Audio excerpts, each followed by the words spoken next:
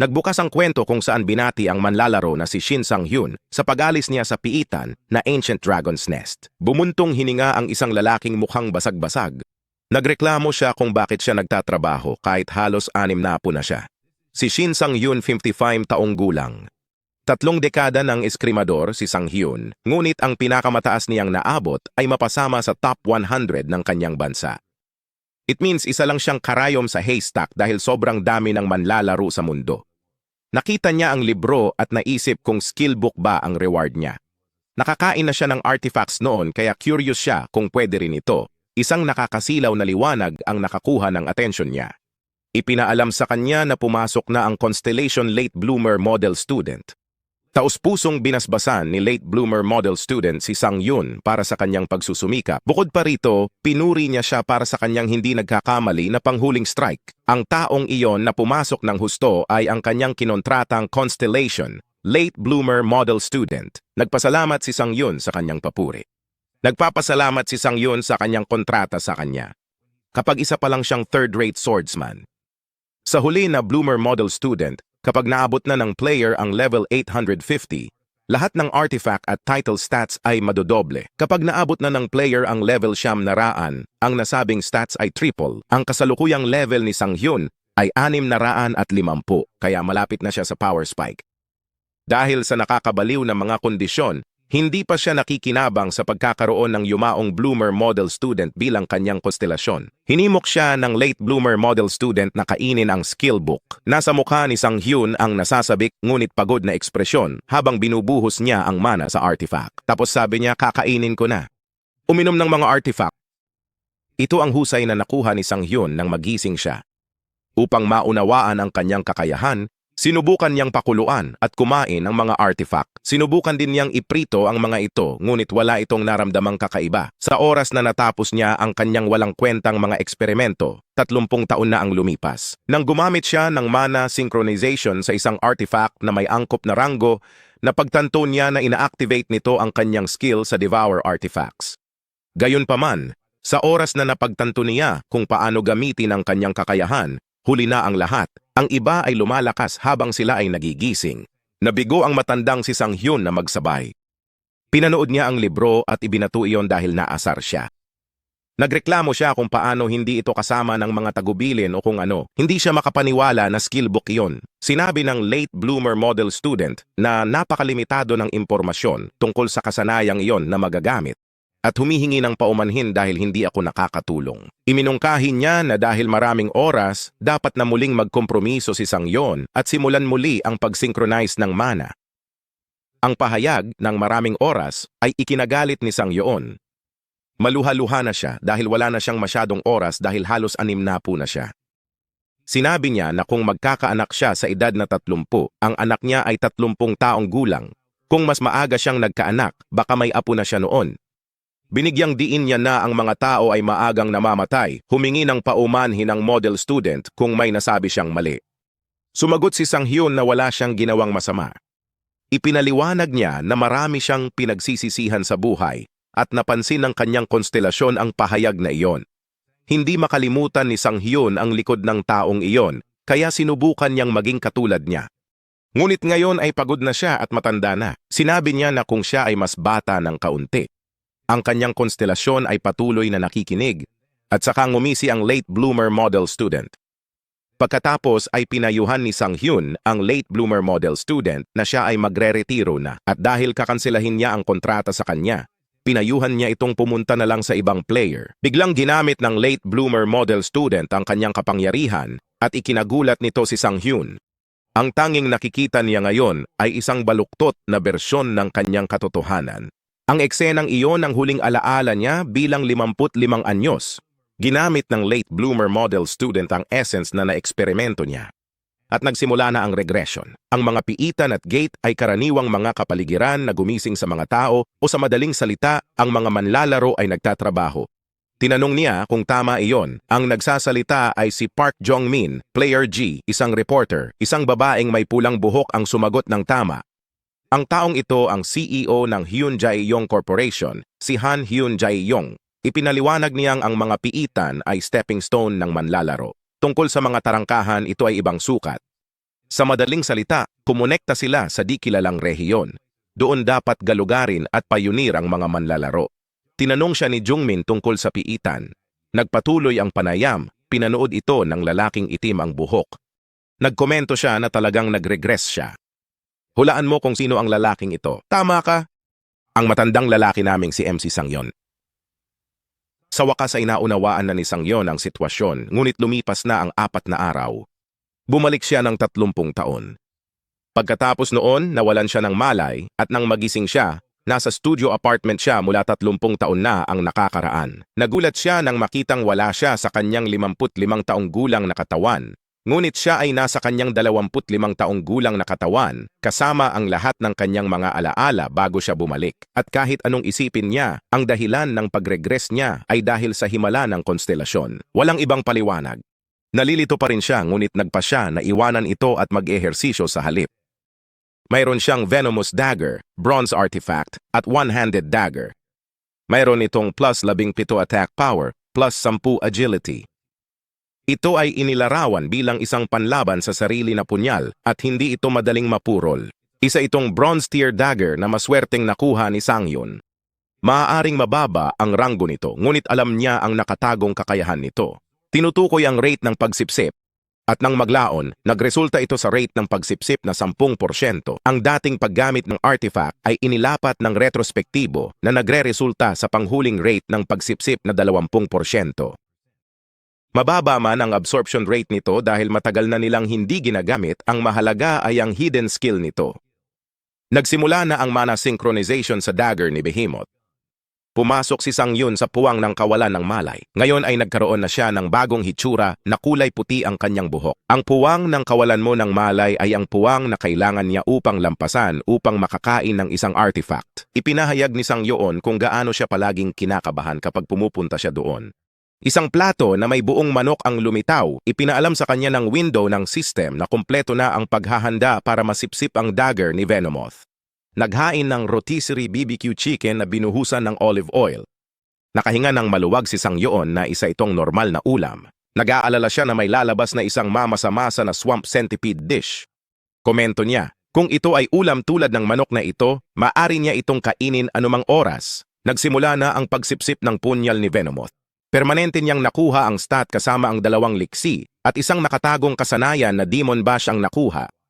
Ang punyal ni Venomoth, na ganap na hinigop, ay mawawala ng tuluyan. Nagkomento si Sanghyun kung gaano ito kahihiyan na nawasak ito, ngunit hindi ito tulad ng ginamit niya ito alinman sa paraan. Nakakuha si Sanghyun ng isang kapaki-pakinabang na kasanayan tulad ng kanyang pinlano at oras na para umalis siya. Sa dungeon number 85, Team Yoon Dae-kyung. May tumawag kay team leader Yoon Dae-kyung. Tinanong ni Dae-kyung kung bakit naroon ang pinuno ng Porter Group. Sinabi ng pinuno na may miyembro ng kanyang koponan na nag-pull out.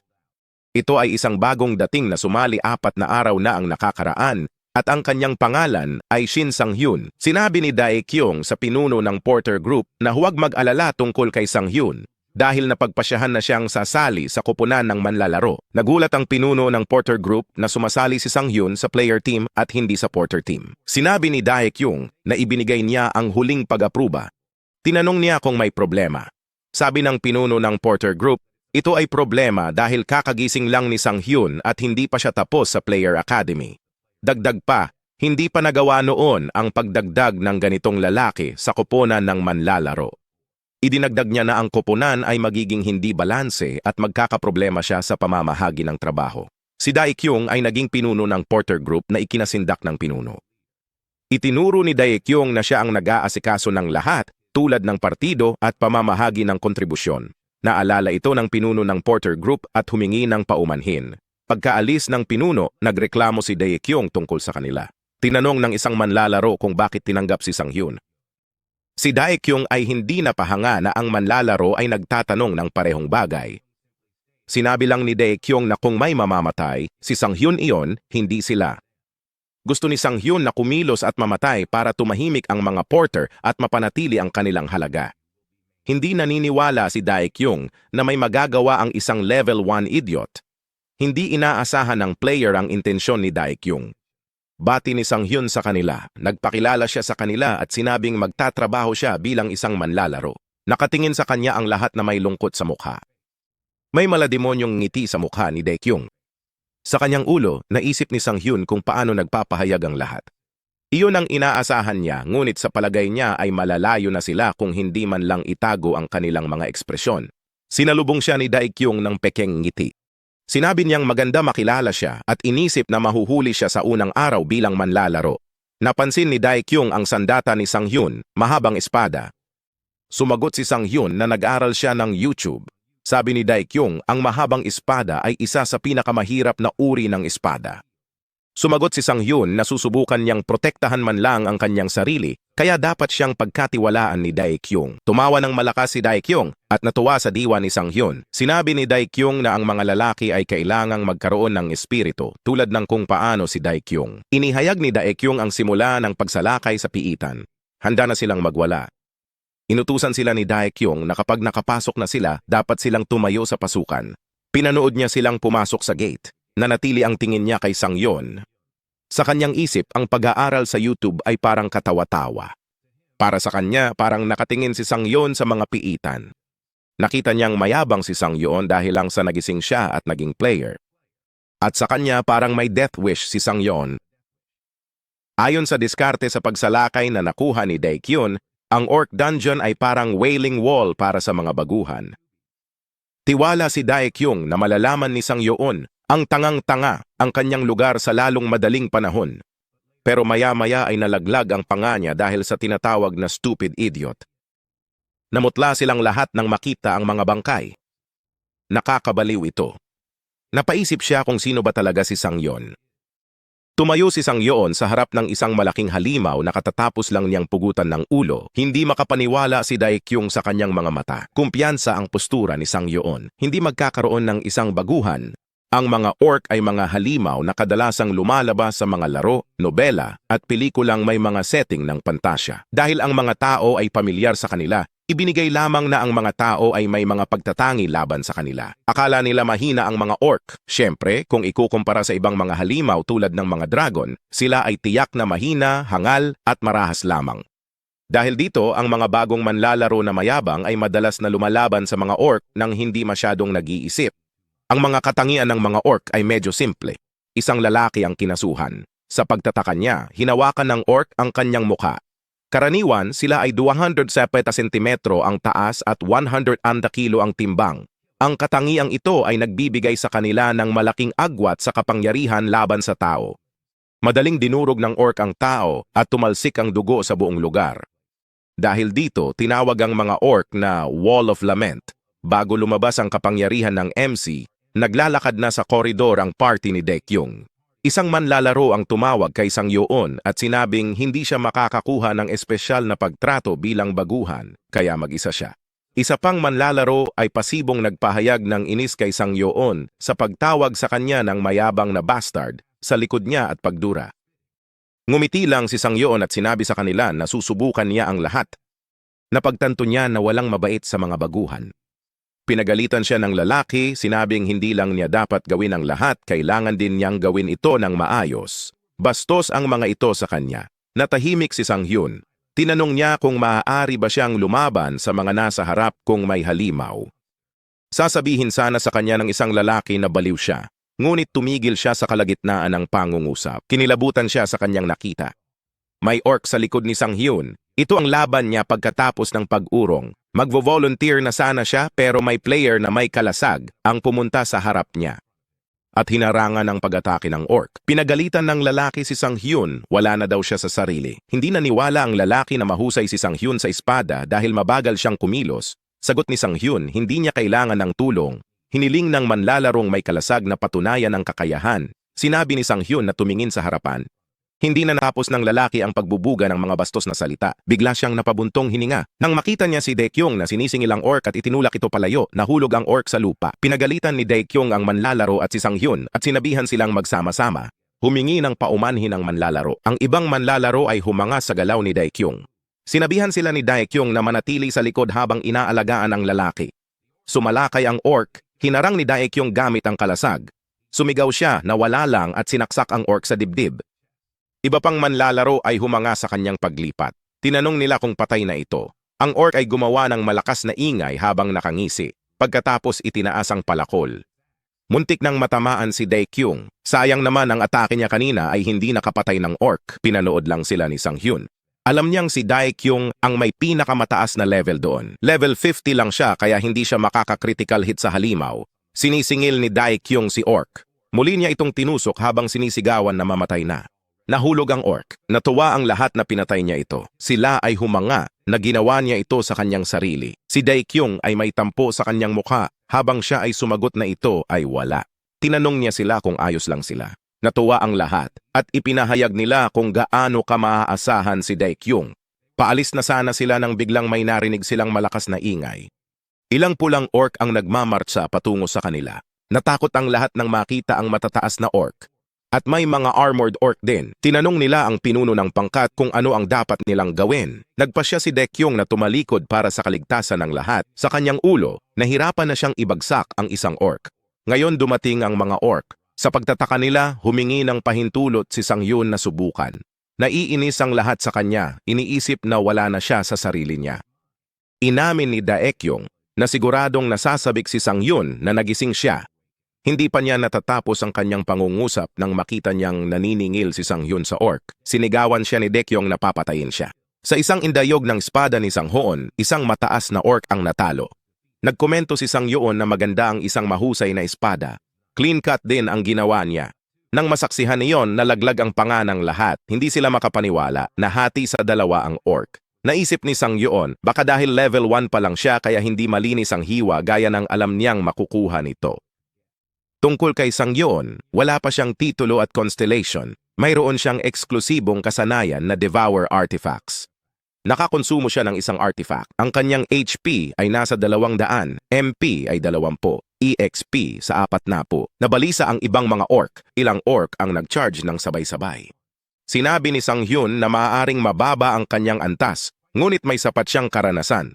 Sumugod siya pasulong at inugoy ang kanyang espada. Hiniwa ang ilang orc sa kanyang daraanan. Sinalakay siya ng isa pang orc, ngunit madali niyang naiwasan ang pag-atake. At sa isang indayog lang, hiniwa niya ang orc na iyon.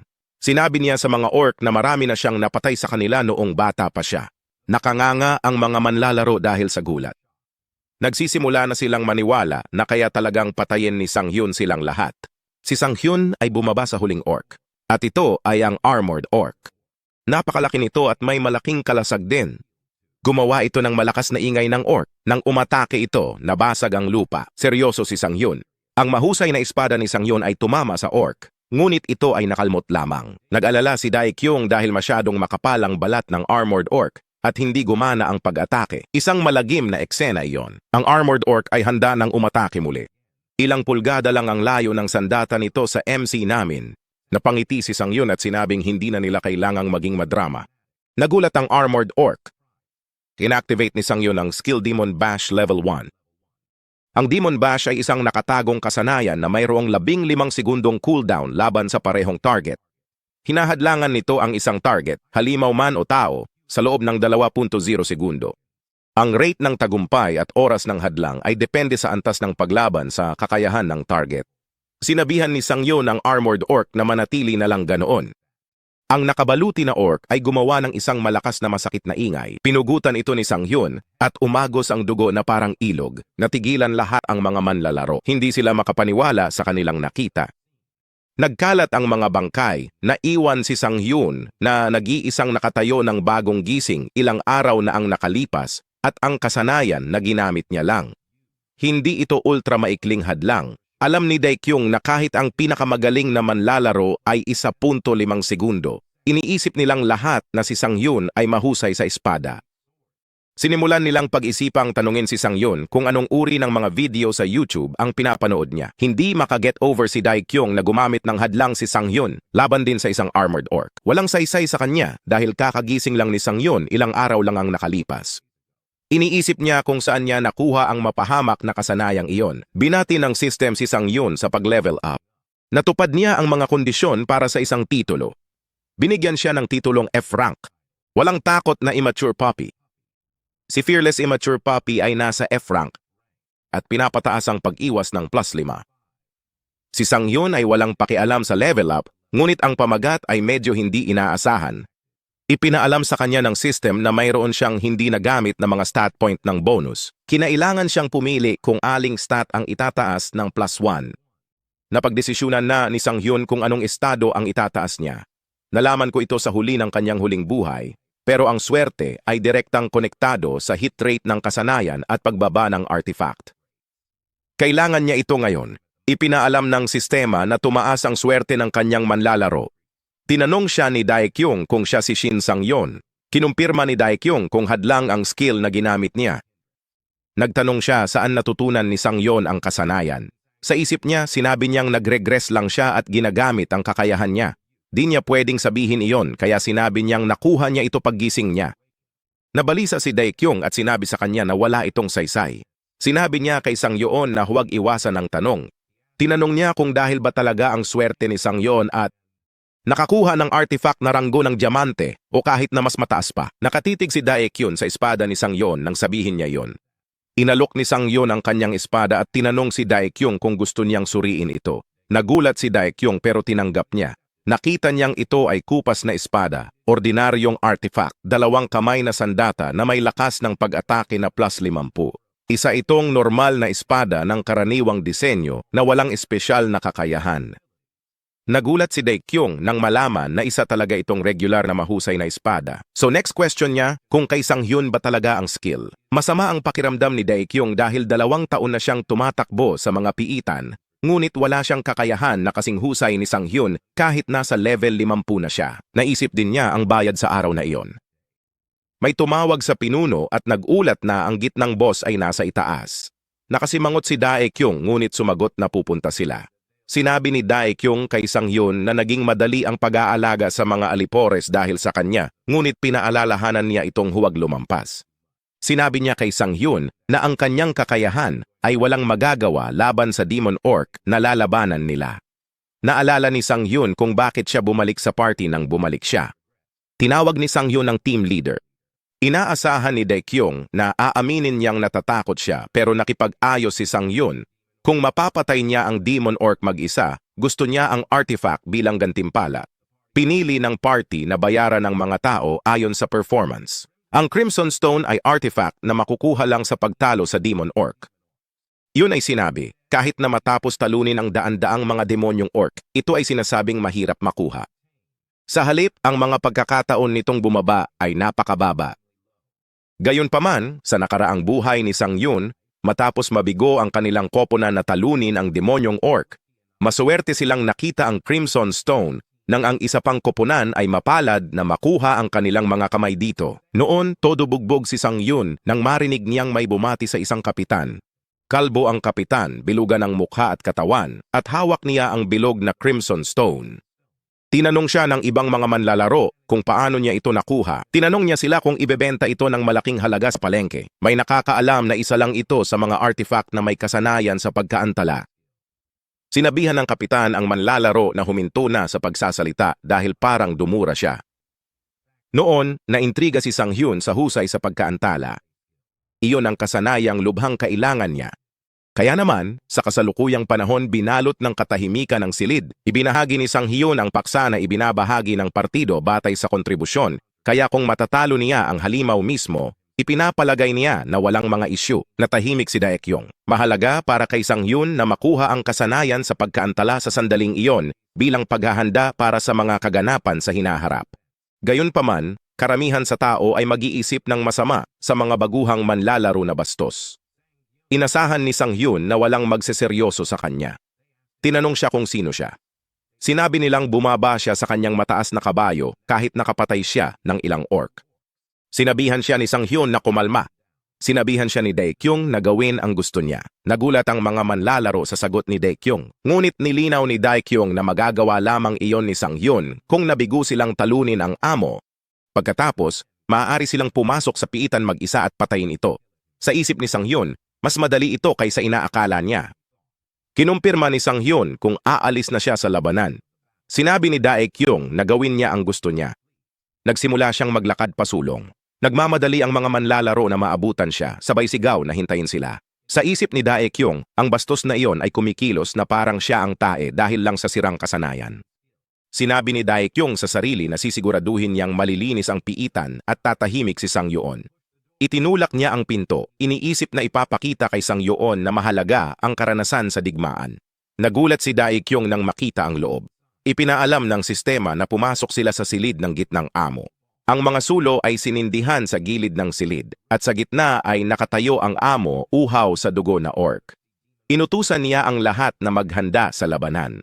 Kahit mukhang nakakatakot ang halimaw, narinig niyang madali itong talunin. Inutusan niya ang mga manlalaro na umikot sa paligid nito at atakihin ito mula sa likuran. Sa isip ni Daekyung, hindi niya hahayaang magkaroon ng pagkakataon si Sang Hyun na mag-solo play. Nagpasya si Daekyung na manguna. Pero sa isang iglap, nakahiga na si Daekyung sa sahig habang dumudugo ang noo. Napatulala siya sa nangyari.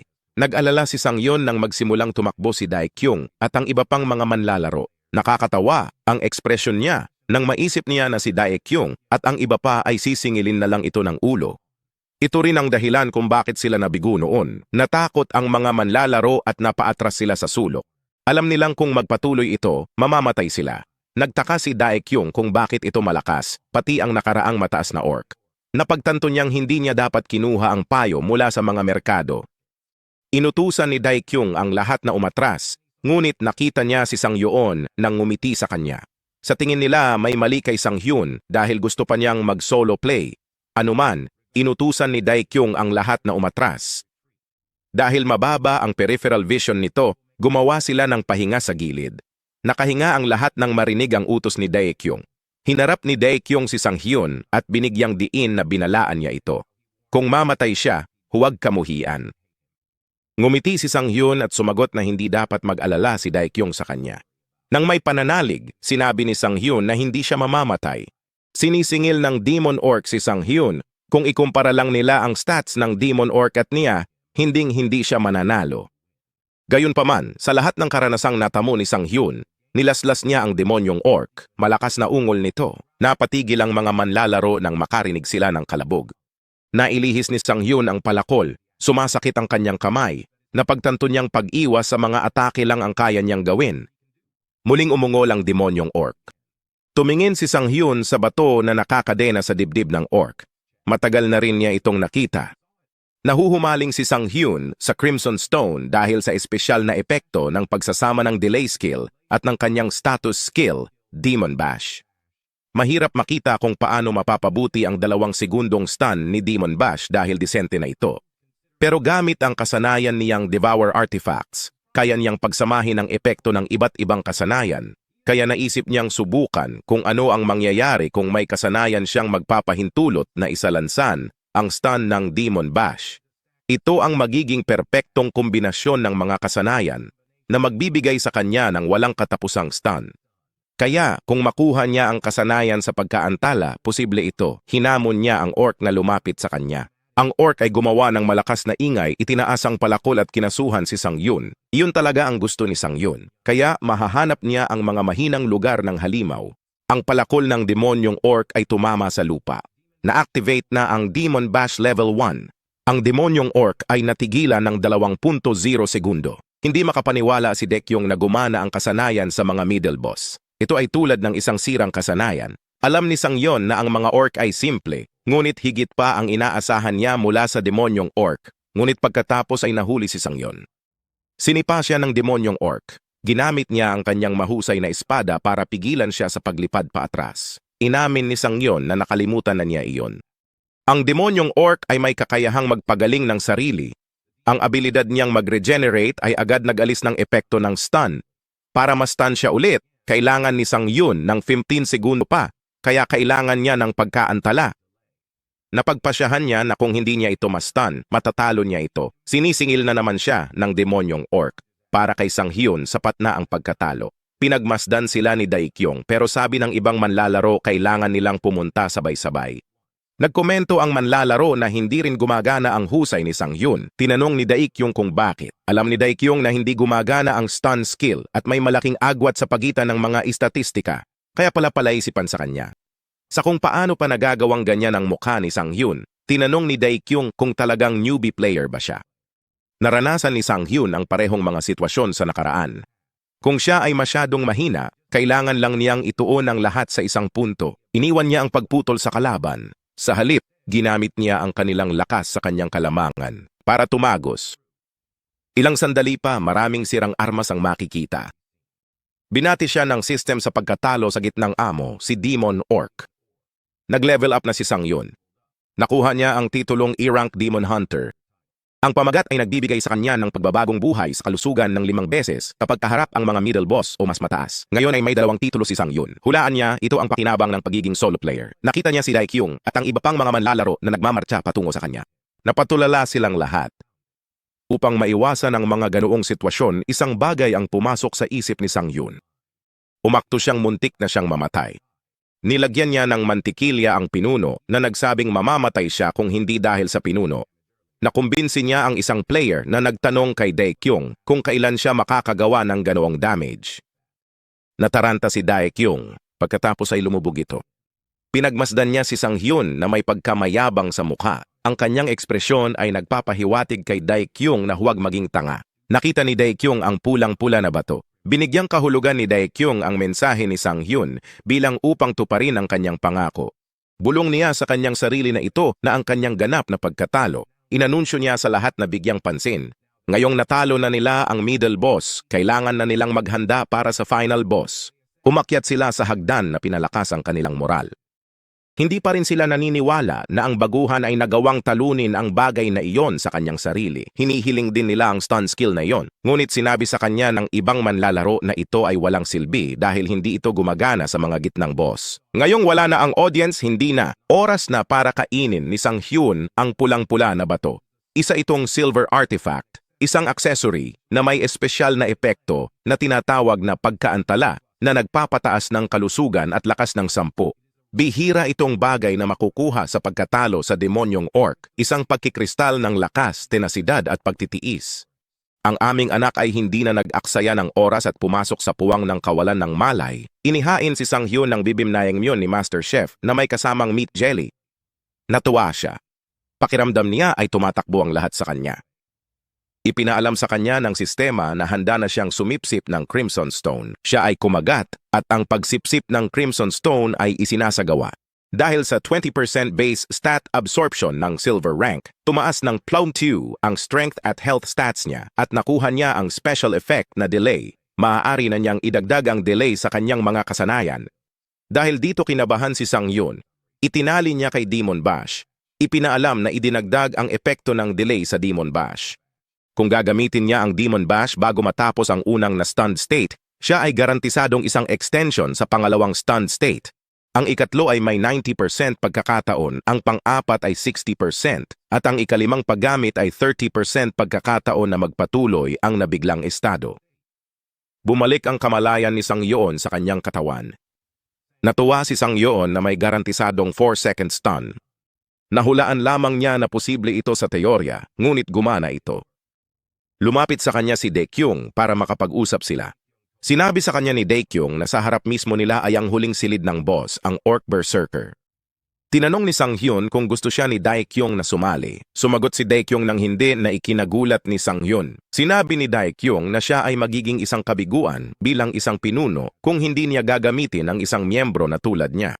Inilahad niya ang kanyang kamay para makipagkamay at inanyayahan siyang magtulungan.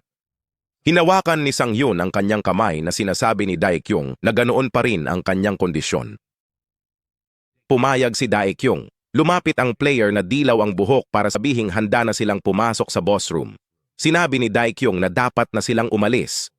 Pinayuhan niya ang lahat na panatilihin ang kanilang mga bantay. Ang dilaw na buhok na manlalaro ay may scowl sa kanyang mukha. Napansin iyon ni Sang Hyun at nataranta ito. Pinalakas ni Daekyung ang moral nila, sinabing ito na ang huling yugto at pagkatapos mag-inuman. Nagtaka si Sang Hyun kung bakit siya pinandilatan ng player. Sa piitan 85, huling silid ng boss.